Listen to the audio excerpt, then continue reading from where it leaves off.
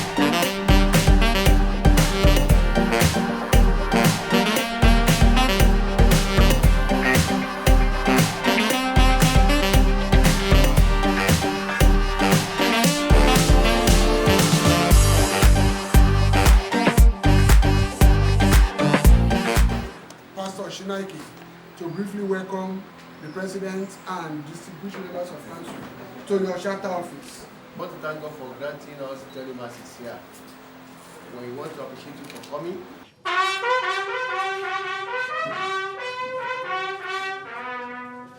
Please come and consider yourself.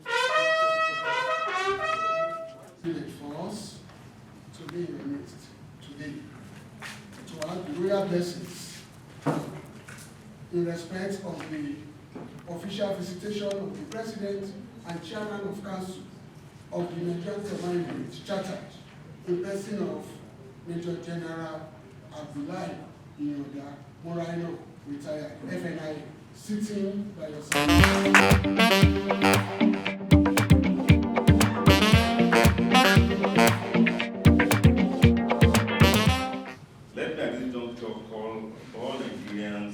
Every tribe, tongue, and creed to pursue and embrace peace. It is only in peace that we can move forward as a people and as a nation.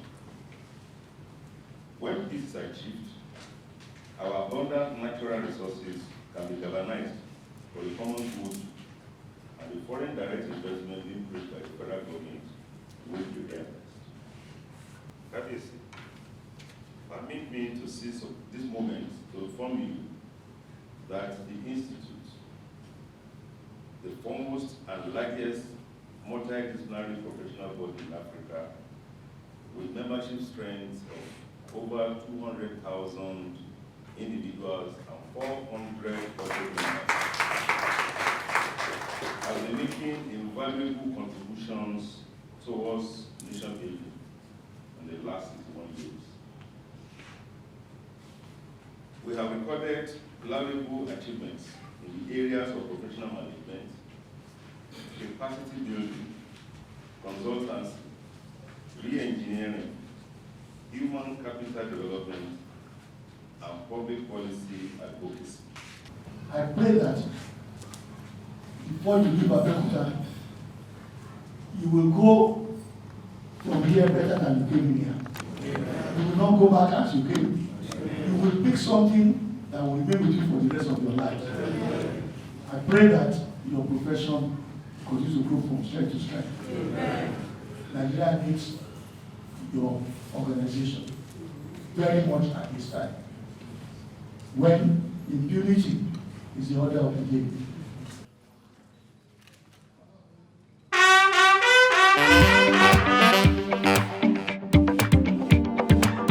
Members of Council here seated, distinguished fellows of the Institute, fellow professional managers, permit me to welcome us to the abode, the residence of a very vibrant, staunch, and reliable member of the Abeokuta chapter and the Ogun State branch of the Nigerian Institute of Management, chartered, in person of Chief Joseph Okonlawon Olukunle Ogunbayo, FNIM. We always carry out what is known as we care. And we care by interpretation simply means to appreciate our elderly ones. People that have been there, that have been able to weather the storm over the years for us, through thick and thin.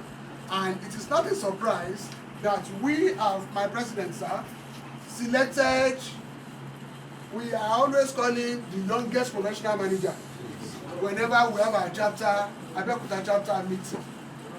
He is somebody that has demonstrated high level of commitment to the institute, and he has committed his finances to the development of the Abeokuta chapter and the Ogun State branch. Let's put our hands together for it. We want to continue to appreciate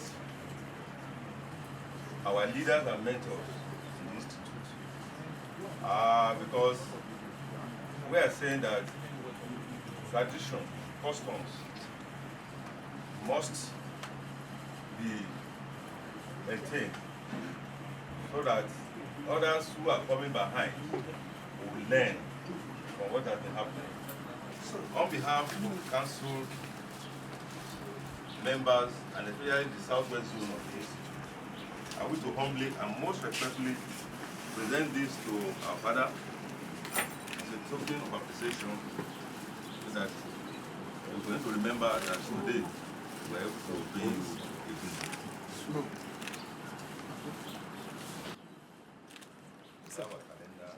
Yes, sir. I am overwhelmed. I do not know what to say again.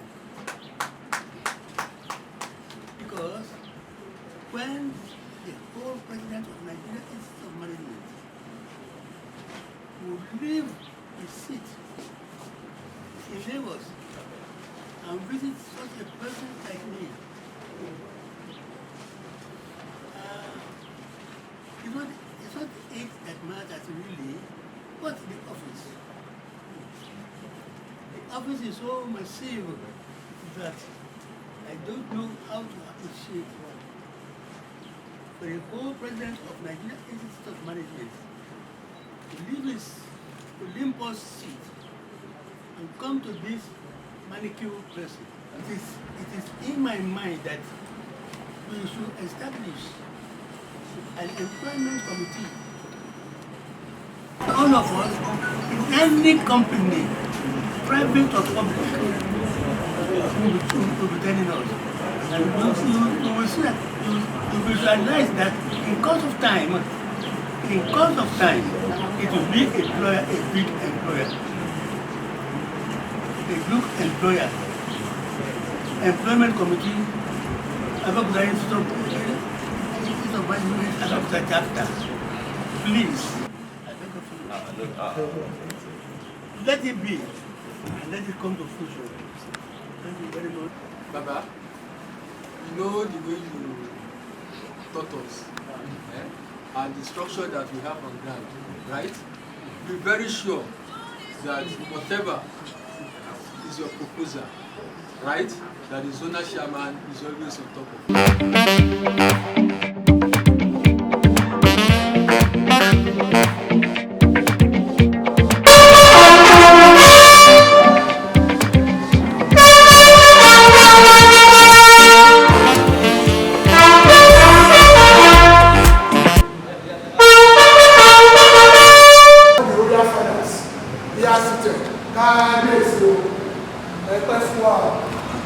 Having done that, it's my honor and privilege to inform you that we are having a rare opportunity of having the presence of the #1 chartered professional manager, not only in Nigeria, but all over the world. That is the president and chairman of council of the Nigerian Institute of Management, chartered in person of Major General I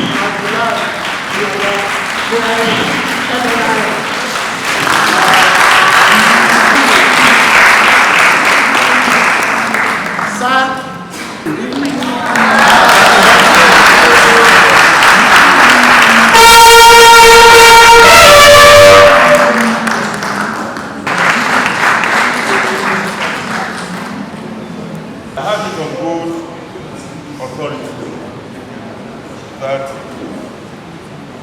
Your Royal Majesty sponsored this event. And it is at no cost to the zone. And look at this. Despite your tight royal function, you still find time to participate in the affairs and programs of the Institute. This shows the love and passion you have for your Institute. This is the kind of involvement expected from distinguished fellows of the Institute like our Royal Majesty. Thank you for your hospitality.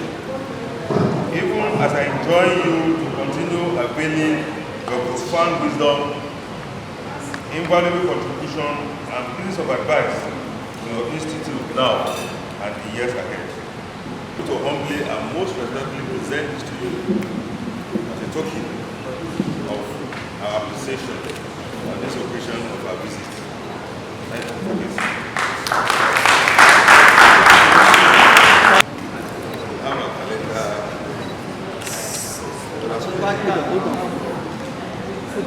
NIM have come of age, and we need to do more as an institute, because we have so many various management, the association, the food events, so many names, so many of the letters that trying to confer various benefits and all these are unfortunately they not the type that so I don't usually assisted to that request. So we have so many some of them are recognized, put their safety and the rest of them. But the most important thing is that as an institute that is in the forefront of management issues, or maybe people who are experts, management more by ensuring that government feel impact and experts in management so that others not just hijack what should be important of NIM. Source control, shall we? This is source control. Yeah, let's go, please. Thank you.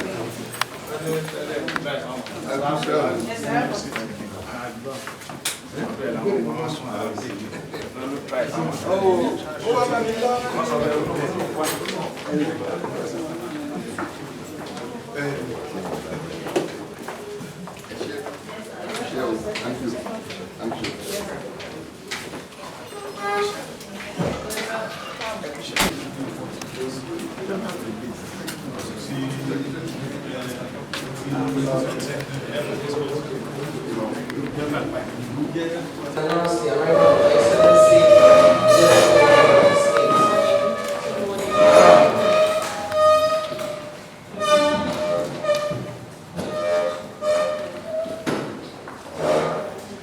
and now is still standing to take The Southwest Zone of the Institute is holding its 2022 Zonal Summit in Abeokuta. And I thought it wise to come and pay you homage first before settling down for the summit. Apart from commending you for your good works, I'm here to also prize you of the Institute's contributions to nation building and to seek ways we can work together in a mutually rewarding and beneficial way. The Nigerian Institute of Management Charter membership organization, which is the foremost and largest multidisciplinary professional management institute in Nigeria, with individual membership strength of about 200,000 and 400 corporate members. The institute is strategically positioned as a prime driver of management values, standards, and professionalism. It is also a veritable change agent in the strategic transformation of Nigeria. We humbly request that the Institute's professional membership certificates be recognized for the purposes of employment and promotion in the Ogun State Civil Service. Given the Institute's pedigree in the area of capacity building, we humbly request to be engaged to conduct a promotion examination of the State Civil Service. Rest assured, Your Excellency, that the Institute will handle this assignment with the needed sense of responsibility, duty, and professionalism which it is paid for. Mine is actually to thank the Institute, especially the Southwest Zone Chairman, for taking this summit to Abeokuta for asking us. On behalf of His Excellency, I want to welcome you to the state. So definitely we can ensure that whatever it is that we can do, we will push very hard to make sure that we get more of our people enrolled in the institute.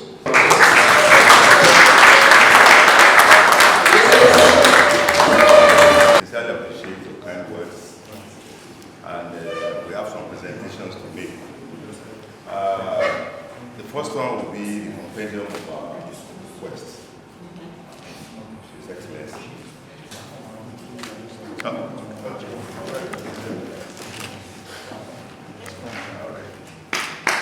We also have this asset, talking about appreciation.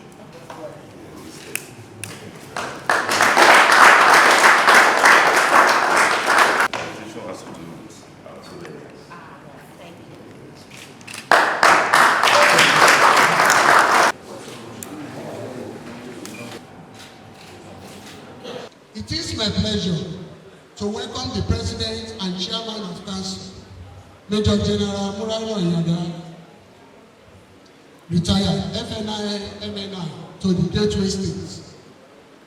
I also want to welcome Council members on the President's team to our peaceful and accommodating state.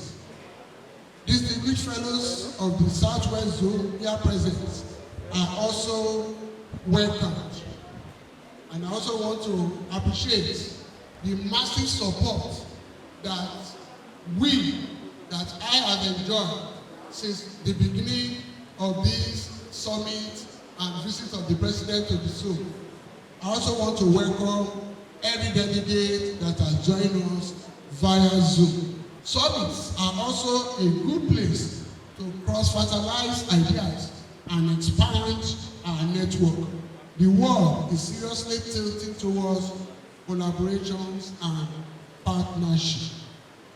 Judging by the courtesy visits and other programs that I've held so far, I must confess that you have organized a successful summit. I commend you. I especially commend the present executives of the zone for resuscitating the tradition of holding yearly summit after some years of inactivity. The summit always affords each zone the opportunity to come together to brainstorm on topical issues bordering on the management profession, the zone, the institute, and the nation's economy at large. I'm happy to note that Southwest Zone did not only bring back the laudable tradition of holding yearly summit, but also did it in style by being the first zone to hold it this year.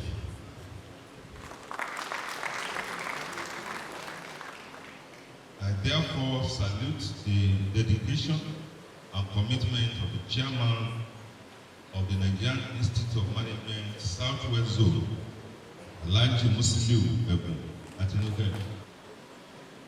Without doubt, zonal summits have remained one of the easiest ways of keeping members of the Institute abreast of the latest development in the management profession and making the Institute's presence felt throughout the country.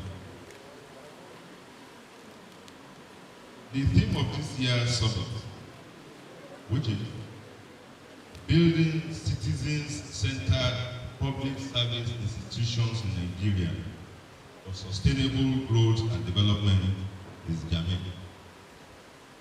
I trust that in addressing the theme and sub-themes of this summit, the paper presenters will underscore adequate issues that will set the tone for a vibrant interactive discourse. I urge all of you to be actively involved. Characteristics of citizen-centered public service. That's the main thing that we want to address in this summit. Citizen-centered public service requires a sound understanding of citizen expectations and key drivers of satisfaction, as well as a policy framework that places citizens at the center of decision-making processes rather than the edge. A good citizen-centered public service is characterized by the following. One, it should be data-driven planning. This focuses on the collection of data that can help government become better in serving the public. For better planning, development of policies, government need data. Citizen-centered public service will deliver services to citizens in a responsive and equitable manner. It encourages productive relationships with citizens to build a sustainable and just environment where institutions foster inclusive economic growth and higher standards of living for all segments of society. It is need-driven. The main imperative is not to fit operational structure and processes to the requirements of government institutions or departments, but to strive to serve citizens who are considered the main stakeholders. To deliver citizen-centered public service is hinged on the quality of professional development they have received from the institute. The public service is the repository of institutional memory and should therefore focus on knowledge sharing. Public service should depend on cooperation and collaboration among workers in different organizations or agencies. The public service of the 21st century is technology and innovation driven.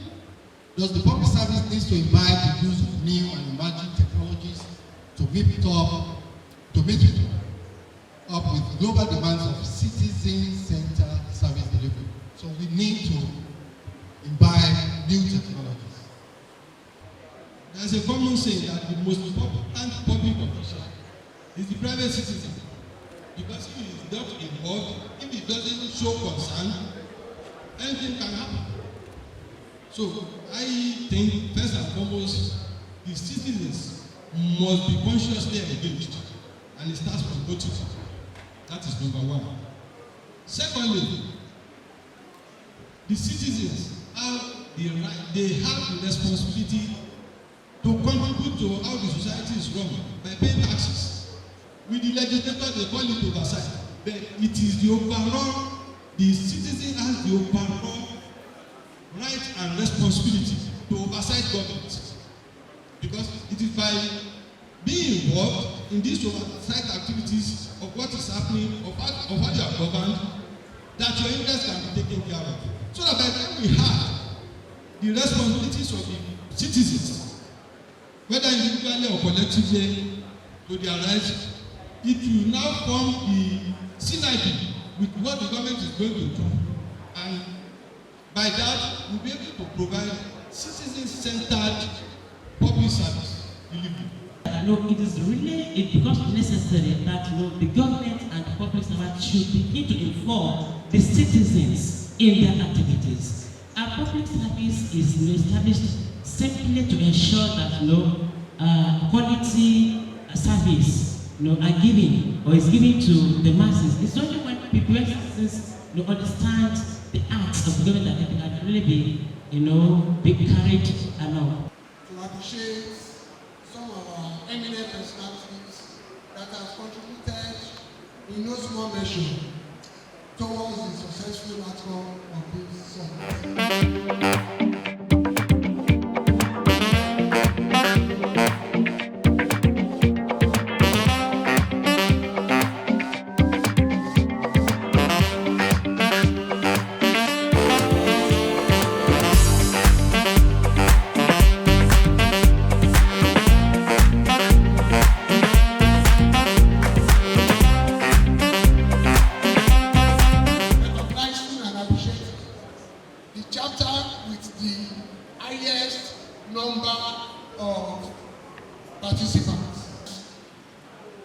Charity, they say, begins at home.